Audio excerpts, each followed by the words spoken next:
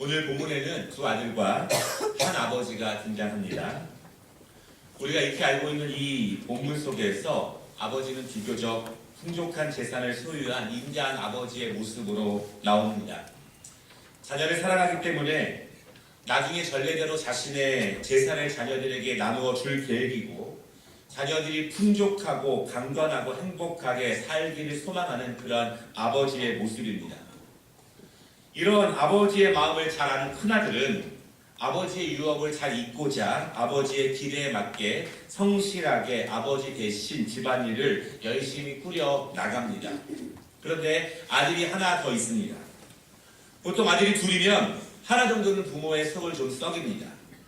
누구를 닮아서 그런지 몰라도 보통 부모의 기대대로 자라는 것 같지가 않습니다. 여러 가지 사고를 치기도 하고 부모의 마음을 아프게 하기도 하고 전혀 예상 못한 사건들을 자주 만들어내는 것이 둘째 아들의 모습이었습니다.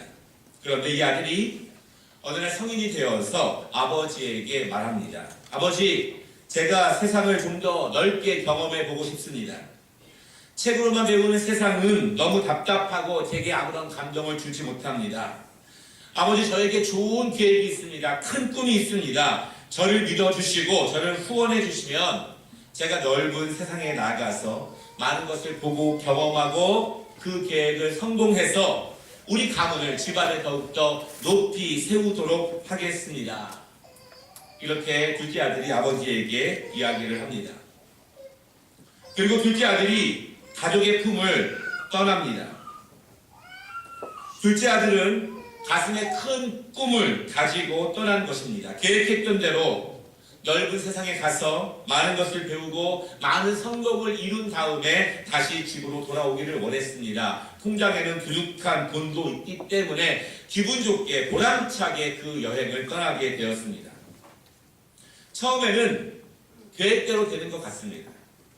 여러 곳을 방문해 보기도 하고 경험도 합니다. 어리둥절하게 놀라기도 하고 새로운 모든 것들이 신기해 보입니다. 그리고 새로운 친구들을 사귀고 이 일과 저 일, 내가 계획하고 예상했던 일들을 알아보기 시작합니다. 새로운 사업에 대해서 이야기를 듣기도 하고 꿈꾸기도 하고 계획해 보면서 열심히 노력해 나아가는 모습입니다. 그러나 넓고 발전된 도시에는 즐겁고 유쾌한 것들이 너무나 많습니다. 돈만 있으면 모든 것이 가능한 것들이 많이 있었고, 그리고 둘째 아들을 반기는 장소들이 넓은 도시에는 너무너무 많았습니다.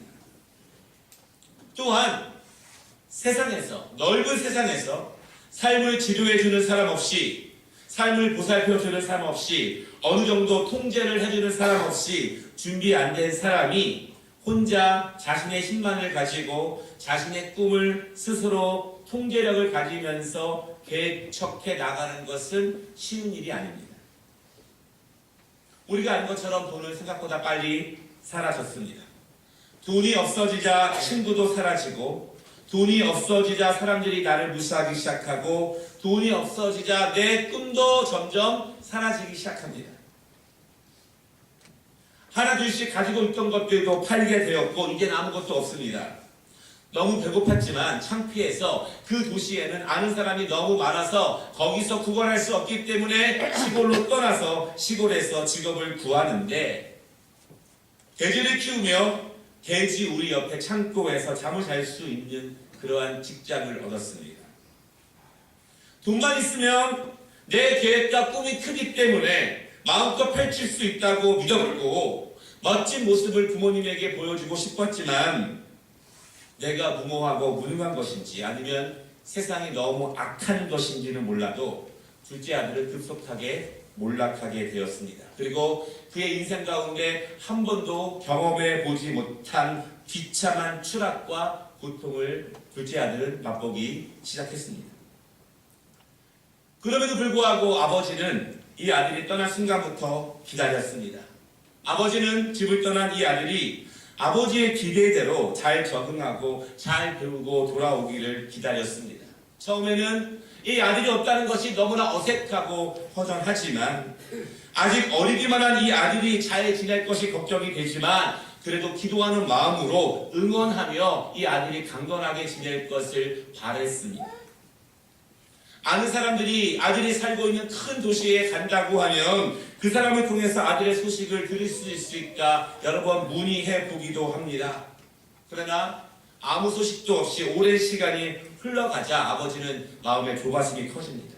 밤이면 아들 걱정에 잠을 뒤척이고 낮이면 행여나 아들이 올까봐 대문 쪽으로 늘 시선을 향하고 있고 동네 입구까지 나가서 먼 길에 오는 사람들이 혹시 내 아들이 아닐까 라고 바라보는 날이 날마다의 그의 일상이었습니다.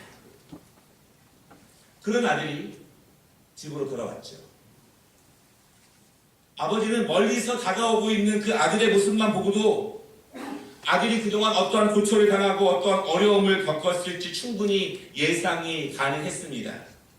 너무 반가웠고 너무 기쁘고 너무 슬프고 너무 가슴이 아프고 그러한 여러 가지 감정들이 교차했지만 그럼에도 불구하고 아들이 집으로 다시 돌아왔다는 그 사실만 가지고도 너무 감사했습니다. 너무 기뻤습니다. 그래서 이 아들을 빨리 씻기고 깨끗하게 해주고 좋은 옷을 입히고 그 돌아옴에 감사하면서 큰 잔치를 베풀었습니다. 여러분, 그 집 나간 아들이 장성하고 든든하게 돌아왔으면 좋았겠지만 그러지 않다고 해도 단지 돌아왔다고 하는 그 자체만으로 아버지는 충분히 감사했고 충분히 고마웠습니다. 여러분, 그런데 큰아들의 입장이 있습니다. 작은 아들이 없을 때에도 큰아들은 묵묵히 아버지를 도와서 집안을 가꾸며 성실하게 살았습니다. 형의 입장에서는 동생이 그저 사고만 치지 않고 집안 살림을 축내지 않고 부모님의 근심거리만 되지 않았으며 이런 바람들이 늘 있었습니다. 동생이 먼 길을 떠났을 때 걱정이 되기도 했지만 다른 길을 가는 동생이 약간 부럽기도 했습니다.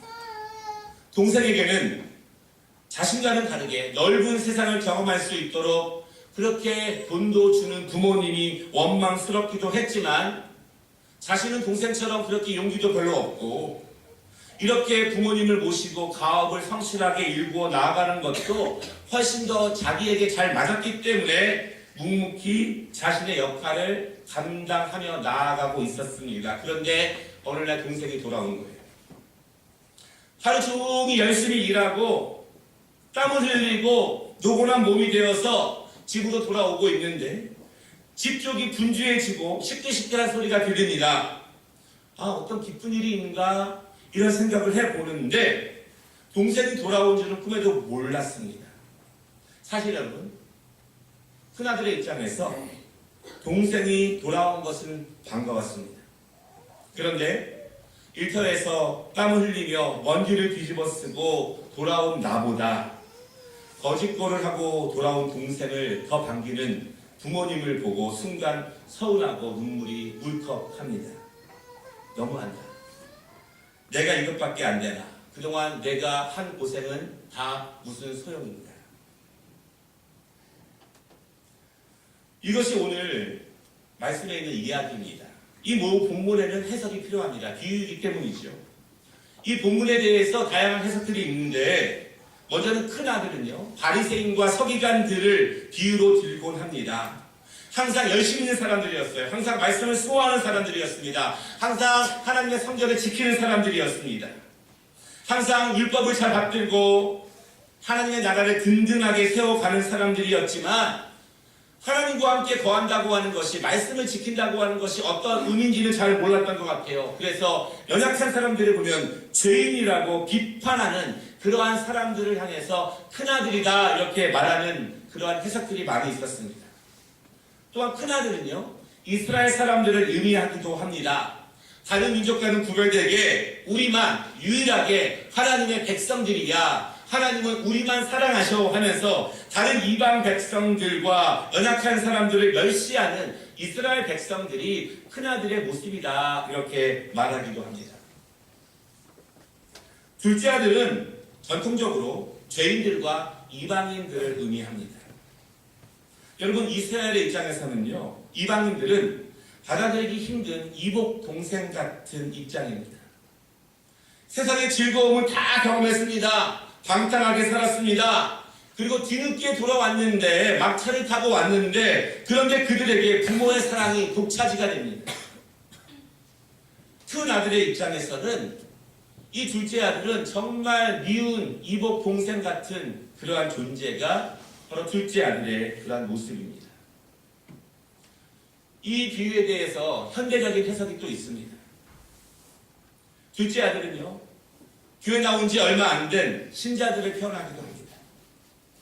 하나님의 사랑을 모르고 세상에서 방황하다가 죄의 노예로 살다가 뒤늦게 하나님께 돌아온 사람들입니다.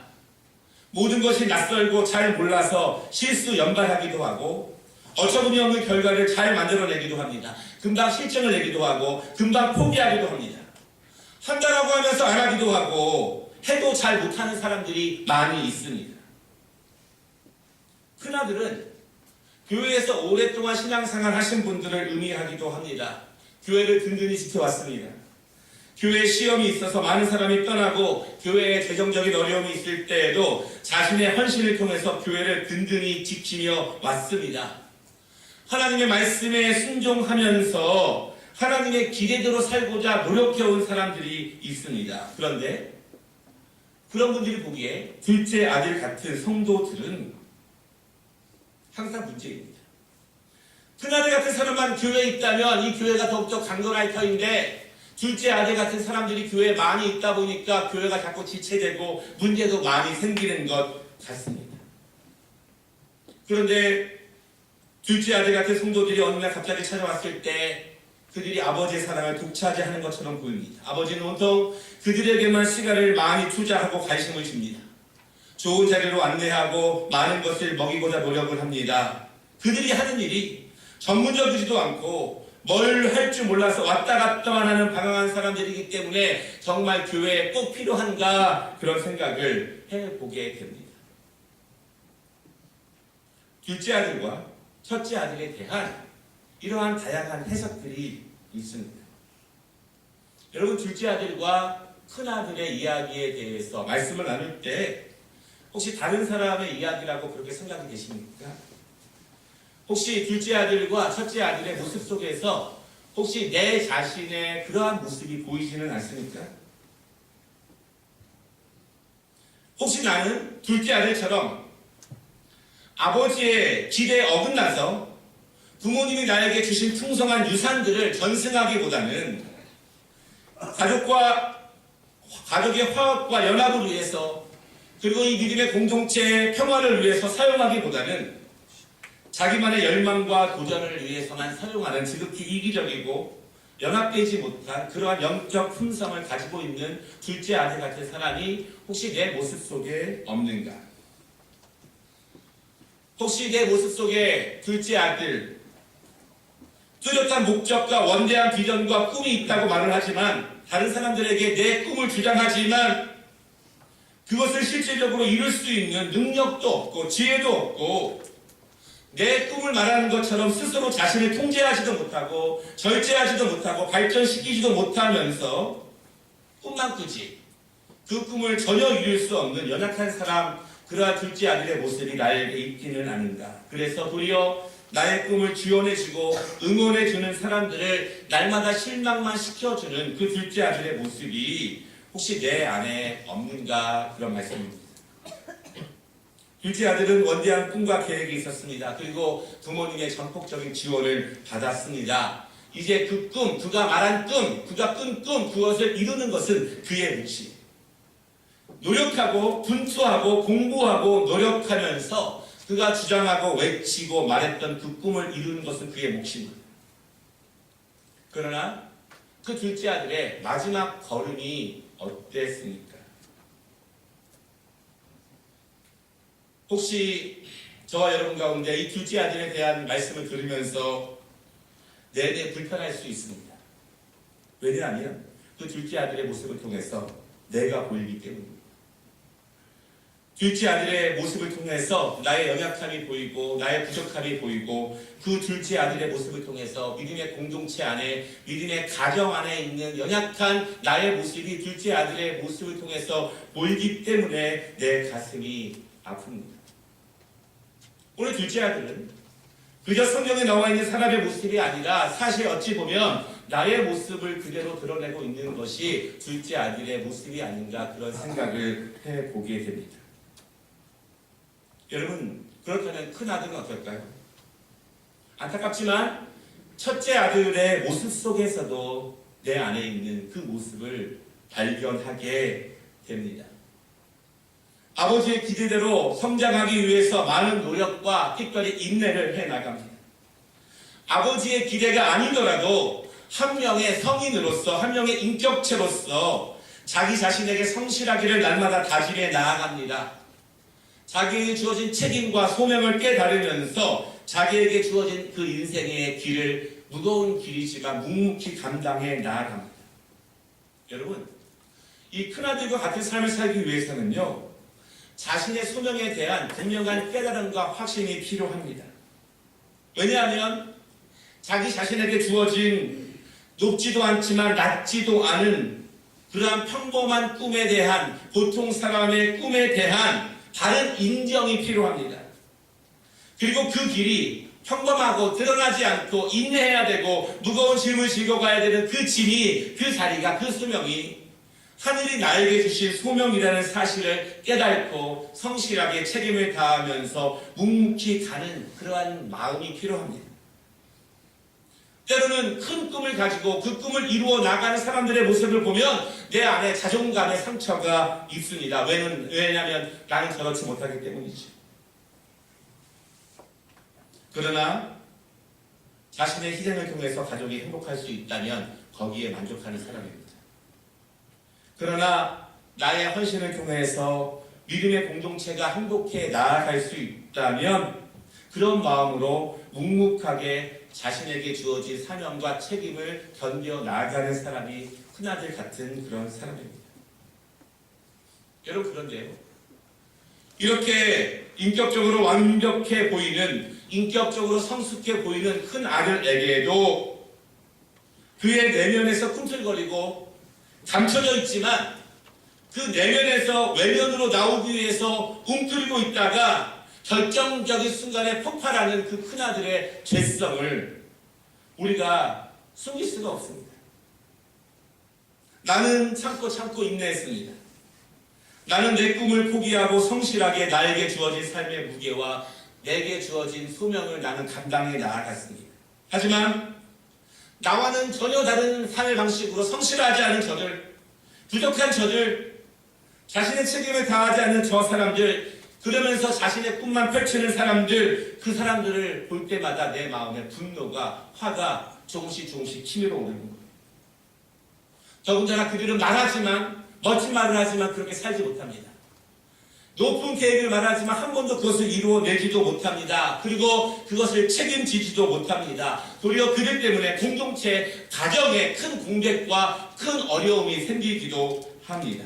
그런데 많은 사람들은요, 도리어 그런 사람들을 보면서 괜찮다 이렇게 위로하고 감싸주기만 하는 모습을 통해서 그럼 나는 뭔가 지금까지 묵묵하게 감당해 나온 나는 뭔가라고 하는 그 마음의 서운함과 아쉬움과 허전함이 분노로 점점 폭발하게 됩니다. 특별히 그런 사람들보다, 둘째 아들 같은 사람들보다 더 성실하게 노력했고 더 책임있게 감당했는데 마땅히 내 수고와 내 노력과 내 헌신을 알만한 사람들이, 마땅히 알아주어야 하는 사람들이 몰라준다고 하는 느낌을 받았을 때, 그리고 둘째 아들 같은 사람들에게 더 많은 사랑과 더 많은 관심이 그들에게만 집중될 때 첫째 아들의 마음속에 있었던 그 개성들, 그 분노들이 폭발하기 시작합니다. 그동안은 웅크리고 있었던, 억지로 참아냈던 그 색깔이 다시 드러내게 된다는 것입니다. 여러분, 저도 이 말씀을 보면서 첫째 아들의 모습이 내 안에 많이 있구나, 우리 모든 성도들이 많이 있음을 고백하지 않을 수 없습니다.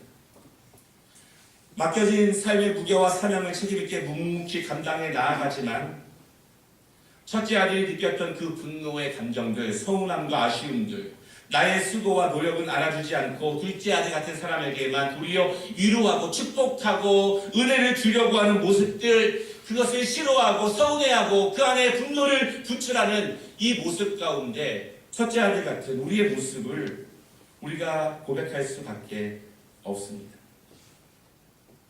내가 하는 일, 내가 감당하는 일, 내가 헌신하는 일은 너무나 당연한 것이고, 둘째 아들 같은 사람들이 하는 작은 것은 더 높은 칭찬과 더 높은 축복을 받을 때, 그때 큰아들은 아버지도 이해하기 어렵고 동생도 이해하기 어려운 그러한 첫째 아들의 모습들 가운데 나의 모습을 발견할 수밖에 없습니다. 여러분, 첫째 아들의 모습도 그냥 성경에 나와 있는 다른 사람의 모습이 아니라 내 모습이라는 거죠. 내 본성이라는 그런 말씀입니다. 우리는 아버지의 모습을 발견하게 됩니다. 아버지에게 중요한 것은 첫째 아들, 둘째 아들 그 자체입니다. 그 자체. 둘째 아들이 물질을 탕진해도 부모의 기대를 저버리고 그리고 그 거지 같은 모습으로 집에 돌아왔지만 그것이 아버지에게는 자녀를 향한 사랑에 대해서 아무런 관계가 없습니다. 얼마나 타락했느냐, 얼마나 물질을 축냈느냐, 얼마나 더러운 모습으로 돌아왔느냐, 그것이 아버지와 이 아들의 관계를 전혀 끊을 수 없다는 그런 말씀입니다. 첫째 아들이 아버지의 뜻에 대항을 해도, 아버지께 자신의 분노를 막 분출해내도, 돌아온 동생에 대해서 적대하는 마음을 가졌다 해도 아버지에게는 첫째 아들도 둘째 아들도 살아있다라고 하는 그 사실만으로 그들이 지금 이 시간 연약한 모습이지만, 더러운 모습이지만 내 품 안에 있다라고 하는 사실을 가장 행복하고 가장 큰 축복으로 받는 것이 아버지의 모습입니다. 여러분, 두 아들이 아버지의 기대대로 성장하고 아버지의 뜻대로 자라났다면 얼마나 좋았겠습니까? 그럼에도 불구하고 두 아들의 실수와 부족함, 연약함, 그 연약함들이 아버지가 두 아들에게 향한 큰 사랑을 전혀 거스릴 수 없다는 그러한 사실입니다. 여러분, 그런데요, 오늘 이 아버지의 모습 또한 낯설지 않습니다. 두 아들에 대한 기다림, 두 아들에 대한 사랑을 보면서 부족하지만 내 안에 있는 이 아버지의 마음을 또한 발견할 수 있습니다. 부족하지만 내 어머니를 생각하고 내 아버지를 생각할 때 나는 이 아버지의 마음이 충분히 이해가 됩니다. 부족하지만 내 자녀를 생각해 본다면 오늘 본문에 있는 그 아버지의 마음이 사실은 우리의 마음입니다. 여러분, 하나님께서는요, 우리를 누구의 자녀 되게 하시고 하나님께서는 우리를 누구의 부모가 되게 하시면서 그 사랑의 관계에서 하나님의 사랑의 마음을 우리 안에 배우게 하십니다. 그 안에서 닮아가게 하십니다. 내가 내 자녀를 향한 사랑 가운데에서 여전히 부족하고 연약한 부모이지만 그럼에도 불구하고 내 자녀를 향한 사랑 가운데에서 오늘 두 아들을 향한 그 마음, 우리를 향한 하나님의 그 사랑을 우리에게 배우게 하시고 닮아가게 하시고 하나님의 사랑의 뜻 안으로 더욱더 나아갈 수 있는 것, 그것을 주신 것이 바로 우리의 부모와 자녀와 부모의 관계에서 하나님이 배우게 하신 것입니다.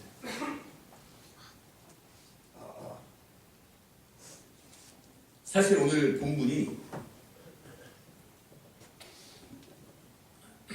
우리에게 조금 더 잘 이해되기 위해서 제가 이 본문의 이야기를 아버지와 아들의 관계에서 어머니와 딸의 관계로 조금 바꿔봤습니다. 만약 여러분의 딸이 장성해서 나는 엄마처럼 안 살아, 엄마 내 인생에 간섭하지 마세요, 이렇게 하고 집을 나갔다면 집 나간 딸에 대한 걱정 때문에, 염려 때문에 편안하게 잠을 자고 편안하게 기다릴 수 있는 엄마는 아무도 없습니다. 그 딸을 찾기 위해서 백방으로 찾아 나섭니다. 생업을 뒤로 하고 반쯤은 정신이 나간 모습으로 딸을 찾아 나섭니다. 그런데 오랜 시간이 흐른 후에 그렇게 찾을 수 없었던 딸이 만신창이가 된 모습으로 스스로 너무너무 부끄러워하면서 어머니 집 문 앞을 서성이고 있습니다.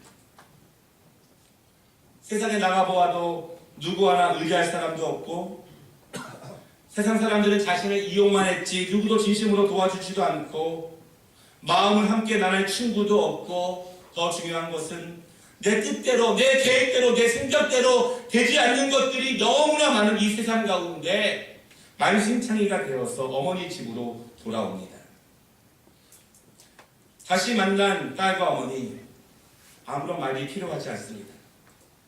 딸의 슬픈 눈을 통해서 딸의 인생을 바라보고 딸의 거칠어진 손을 만지며 어머니는 딸의 고통을 이해합니다. 어머니의 눈가의 주름은 깊이 잡혔고 어머니의 손은 거칠어졌고 어머니의 허리는 굽었지만 어머니는 자기 자신의 아픔은 전혀 개의치 않은 채 딸의 아픔을 어루만져 줍니다. 그동안 어머니의 마음을 아프게 했고 고통스럽게 했던 딸의 잘못은 이미 딸의 얼굴을 보는 순간 녹아버렸고 딸의 아픔까지도 대신하고 싶은 그 어머니의 마음, 이것이 어머니의 마음이고 오늘 돌아온 두 아들을 맞이하는 아버지의 마음이며 이것이 우리를 향하신 하나님 아버지의 마음입니다. 말씀을 마치겠습니다. 오늘 말씀에 나오는 첫째 아들과 둘째 아들 그리고 아버지의 모습을 통해서 나의 모습을 발견합니다. 첫째 아들과 둘째 아들 모두에게 아버지의 은혜가 필요합니다. 사랑을 주는 아버지 또한 두 아들을 통해서 더욱더 그 사랑이 커져갑니다. 우리가 이 말씀을 통해서 결론적으로 생각해야 되는 것은 우리는 모두가 부족하고 연약한 죄인이지만 날마다 하나님의 기대를 저버리지만 하나님의 뜻대로 살지 못하지만 그럼에도 불구하고 하나님께는 우리의 존재만으로 우리가 주 앞에 모여서 이렇게 예배하고 찬양하고 하나님의 집 아버지의 집에 거하는 그 자체가 하나님께는 가장 큰 기쁨이고 가장 즐거움이라는 사실을 여러분 믿으시기를 바랍니다. 내가 첫째 아들인지 둘째 아들인지 중요하지 않습니다. 중요한 것은 우리가 모두 다 한 가족이라는 사실이 가장 중요한 사실입니다. 오늘 우리가 이 두 아들의 모습을 통해서 다시 한번 우리 육신의 부모의 마음을 헤아리고 우리 영적인 아버지인 우리 하나님의 마음을 헤아리며 우리가 조금 더 하나님의 품에서 한 가족으로서 기쁨과 영광을 올려드리는 우리 모든 성도들, 우리 모든 가족끼리 되시기를 주님의 이름으로 축원합니다. 기도하겠습니다.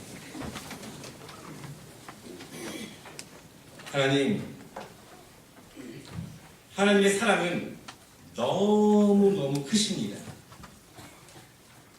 우리가 눈에 보이는 이 우주 만물의 모든 것을 덮으시고도 남을 만한 그 큰 것이 바로 우리 하나님 아버지의 사랑입니다. 우리의 연약함과 죄악과 더러움이 있지만 그것으로 하나님의 사랑을 막을 수 없습니다. 내가 첫째 아들보다 둘째 아들보다 나아 보이지만 그것도 하나님 앞에서는 다 연약하고 부족한 모습입니다. 그러나 중요한 것은 하나님은 우리의 연약함과 죄악과 부족함이 있지만 하나님은 우리가 아버지의 집에서 함께 기도하고 예배하고 먹고 마시는 것 자체로 하나님의 가장 큰 축복이며 가장 큰 은혜임을 저희가 분명히 믿습니다. 오늘 하나님 첫째 아들과 둘째 아들의 모습을 통해서 나의 모습을 발견하는데 오늘 우리들에게 은혜를 더하여 주시옵소서. 첫째 아들과 둘째 아들의 연약함이 있다면 성령의 인도하심으로 말씀의 깨달음으로 하나님의 만져주심으로 우리가 보다 성숙해 나아가며 보다 성장해 나아갈 수 있도록 하나님 은혜를 더하여 주시옵소서. 더욱더 아버지의 마음을 헤아려 드리며 아버지의 은혜를 알아가는 주의 자녀들 되기를 원합니다. 예수님의 이름으로 축복하며 기도 올리옵나이다. 아멘.